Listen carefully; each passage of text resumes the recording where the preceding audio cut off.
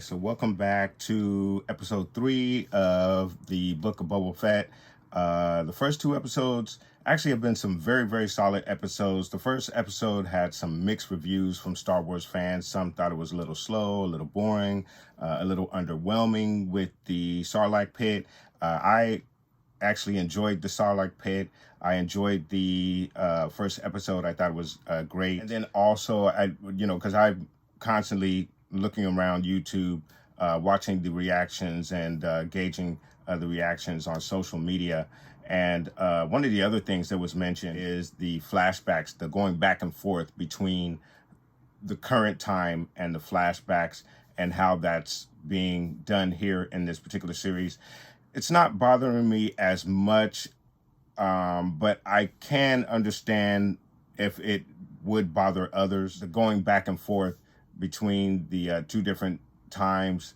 I don't know. I'm not going to say it's confusing, but it can be, I guess, a little bit jarring. So again, I can understand some of the frustration with the flashbacks, but this is obviously going to be something that's going to be a part of this series. Now, how much further we're going to dive in with the Tusken Raiders, I'm not sure. I think that story has pretty much played itself out. We've seen Boba Fett take his place amongst the Tusken Raiders, as we saw in the last episode. He's integrated himself with the tribe and has become one with the tribe. They've accepted him. We had a very, very nice train heist scene in one of the flashbacks.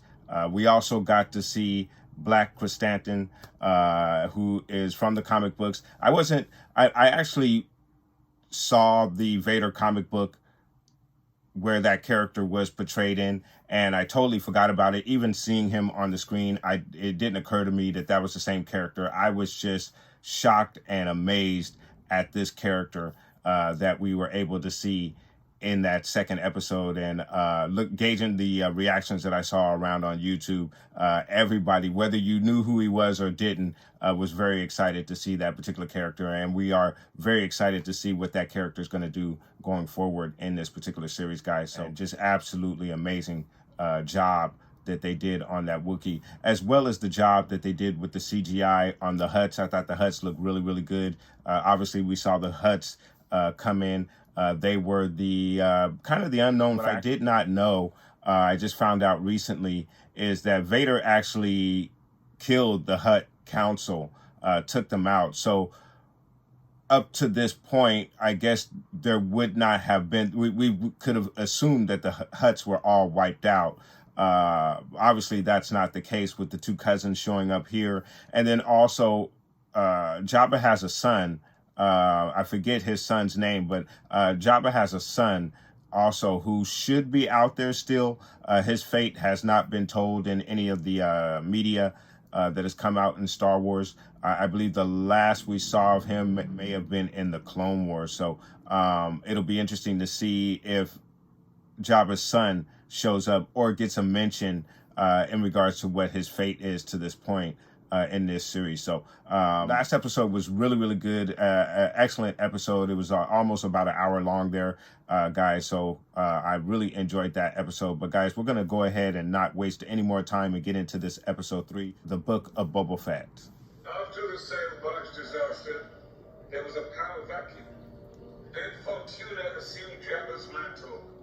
Under Master Bib's watchful eye, Mos Espa was divided amongst 3 families. The Trandoshans took the city center, the Trandoshans, the workers' district here, the Platonians, the Starport, and Upper Sprawl. Okay. Everyone is waiting to see what kind of leader you are. Then you will work for me. You got guts, I'll give you that. You better fight as good as you talk, Dak.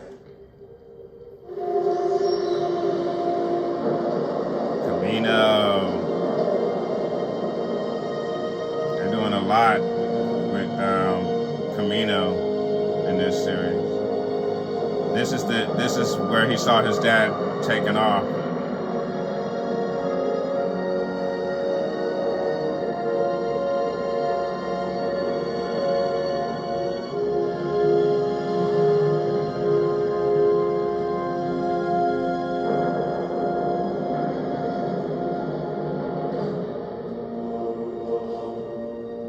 So we are going back to the Tuscans.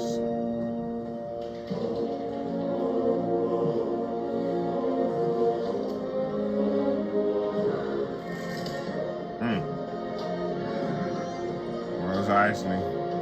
I have business with the Pike Syndicate. See, You ever see my message? I've spoken with my superiors on Obadiah, and they are unwilling to pay protection to more than one party. We are one party.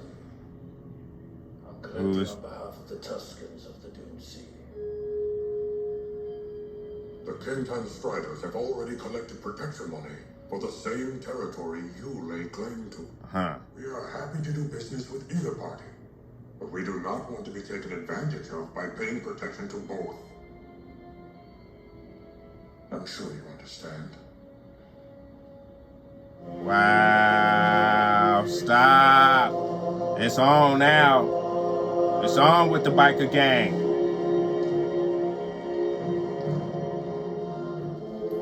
Oh, shit. The leader. Not the little boy, though. I don't want to see the little boy. Where's the warrior? Oh, yeah, they freaking put their symbol on the,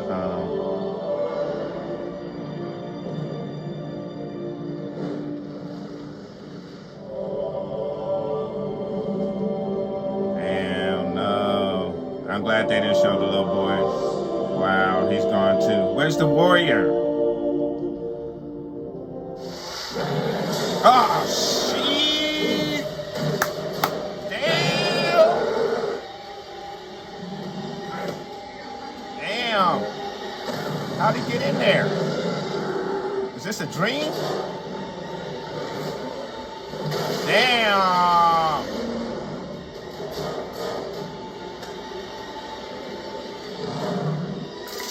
Woo! Oh! Damn. Damn. Where's Finnick? This has got to be a dream. This is a dream. This is a dream. Ah, damn. Damn, his toe is broke. Yeah, this is a dream. This is a dream. Uh-oh. Oh.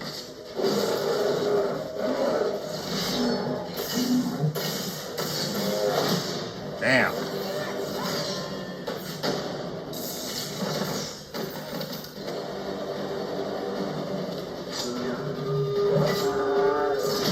Damn.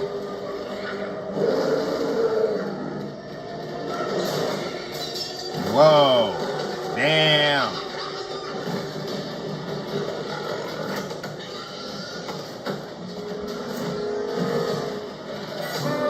Damn.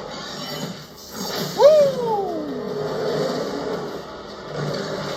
Oh, is he fighting him? Oh. This dude.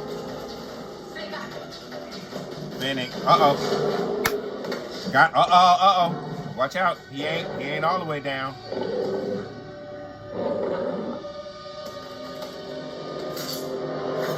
Ooh. That's right, baby.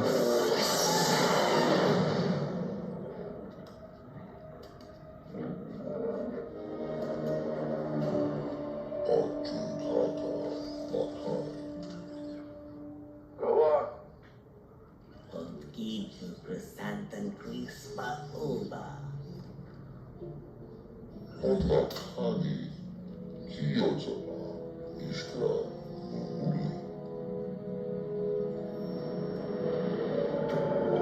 What the hell?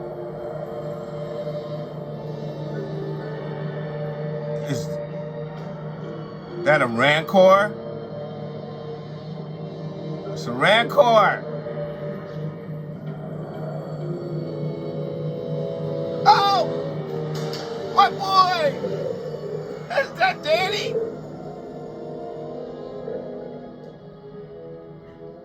Clear off Tatooine, and I will consider a truce.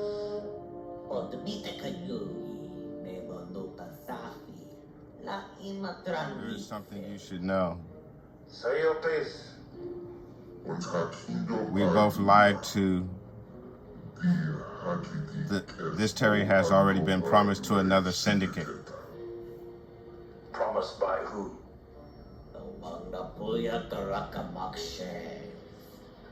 And what of the Huts?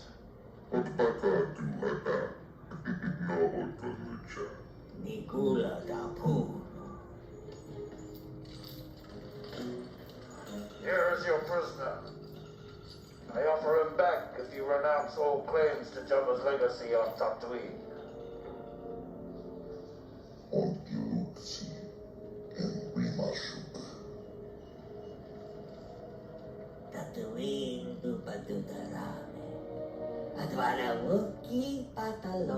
Sell the Wookiee back to the gladiators. He is our tribute to you. Oh, no. Is he going to get his Black Stanton going to be on his squad? Stop. Stop. Take it from an ex-bounty hunter. Don't work for skunk holes. It's not worth it.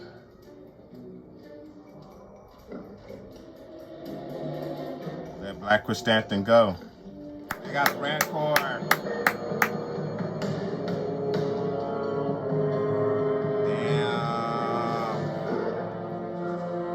And Danny Trejo's gonna be the keeper. This is awesome. I did not know Danny Trejo was gonna be in this. This one is the calf. It was bred. We'll spend more time with it. You should. You can become very loving. I thought they were bred just to fight. They're powerful fighters, so that is what most know. But they form strong bonds with their owners. It's said that the witches of Dathomir even rode them through the forest and fens. Wow. Witches of Dathomir.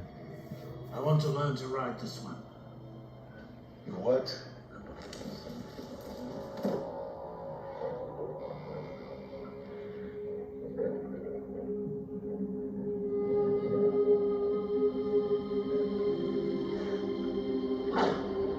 Boba was the first one he saw. Don't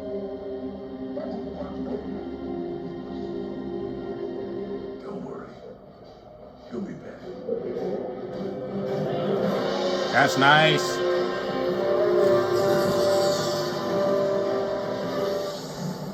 They're gone. Yeah, I knew they were out of there. Oh, this idiot.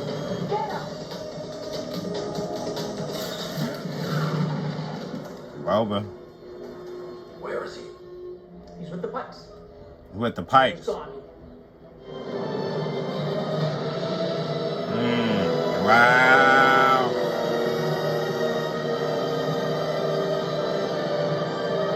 The Pikes are no joke.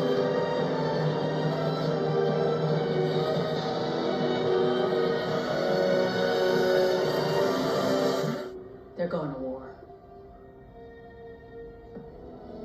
Then we will be ready. All right. Another very solid episode right there, guys. So, yeah, once again, a very solid episode. I did enjoy that episode a lot.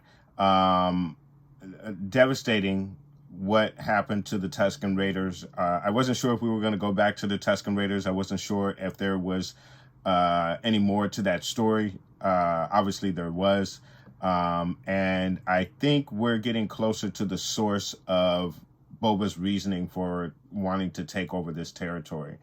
And I think he's going to hand the land back over to the Tusken. It's interesting that we didn't go back to the flashback to get any more of the story of Boba's revenge on the biker gang, on the Nikto biker gang, who obviously did this. Now, judging by what we just saw in the current timeline and what's currently going on, and obviously the Pikes are factor into this a lot more than what we initially thought. They're not just running spice through the territory. They basically are laying claim to the territory. There's a game of chess that's being played right now. And we may think that the Hutts are out of the game, but maybe this is a part of the game, the game. And maybe each faction is trying to use Boba Fett to get rid of the other.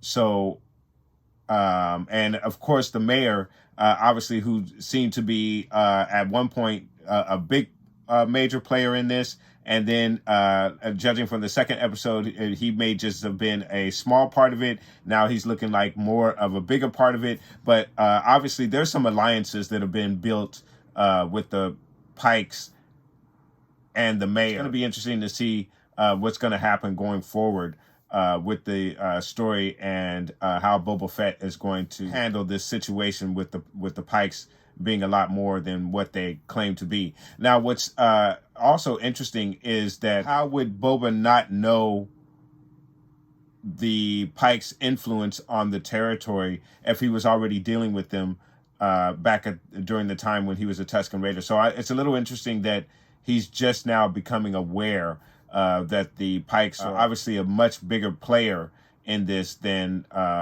what he realized. But if you go back to the flashbacks and his dealings with the Pikes there, I'm a little confused on why he wouldn't understand or at least have some kind of idea of what their influence is on the territory. But of course, I'm sure all of that is going to be revealed later on as this series goes on. I think we have about 4 episodes left in this series. So now one of the other things that was really, and I'm pretty sure this is going to be a common complaint about this episode amongst the fans. The bike gang, the guys with the mechanical parts attached to their bodies. That the mechanical parts attached to their bodies is not bad at all. I think their dressing is a little too modern, a little too close to our world. They look hipsterous a little bit, especially my man with the eye thing and his cool little jacket that he has there, and the speeders that they have look like something out of a Disneyland ride. They're bright, they're colorful. They just really don't seem to fit what's going on. I think they should have had bikes that were more or less scraps put together. That, you know, these are struggling. Well, they're working class, obviously. They're part of the working section, so I guess they would have some type of money. I guess that would explain why their speeders are newish and newer looking and very fancy looking. It just doesn't seem to fit the way that they look. It looks something.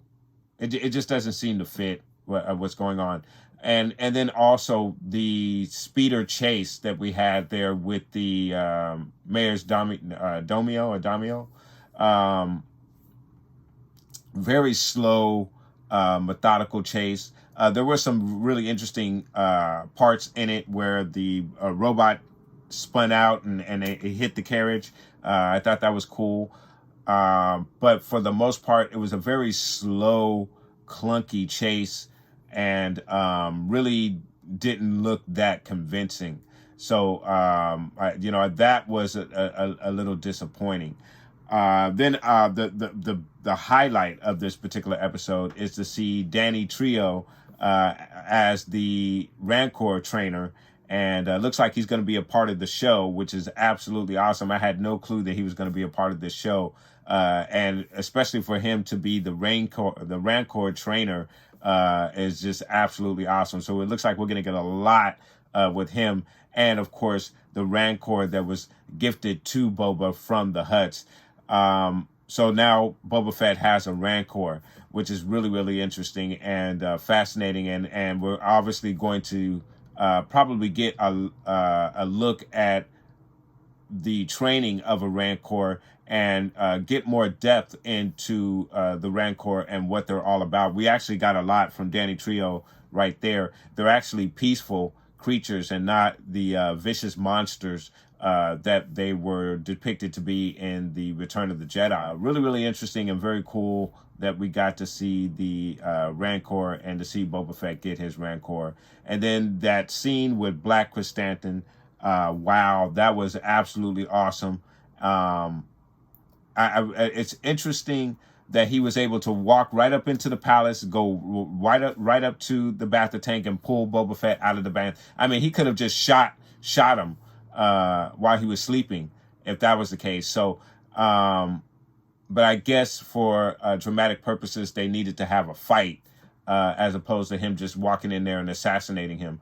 But he should not have been able to walk right into the palace like that. But what's interesting about that is maybe that was done on purpose by the Hutts. I think there's an angle that the Hutts are playing here. Maybe they're trying to use Boba to get rid of the Pikes, and then they'll eventually try to get rid of Boba on their own and claim the territory for themselves. But it looks like there's a triangle here that's happening. And the obviously the Hutts are playing coy, and also this Rancor that is seemingly gifted to Boba could be a Trojan horse, if you will. I hope that's not the case, because I really want Boba to be able to trust this Rancor and have it as his own, and want to see him ride the Rancor as he is wishing to do. But I also believe that there's a possibility, a very good possibility, that the Hutts are playing this whole thing out to their advantage. And Boba Fett even alluded to that when he spoke to Fennec Shan right outside of the palace there at the end of the episode. So I really did enjoy this episode. I thought it was really, really good. Yeah, there were some clunky parts. The speeder chase, the biker gang that Boba Fett has now taken into his entourage. So now he does have somewhat of a force fight with that he can protect his territory with.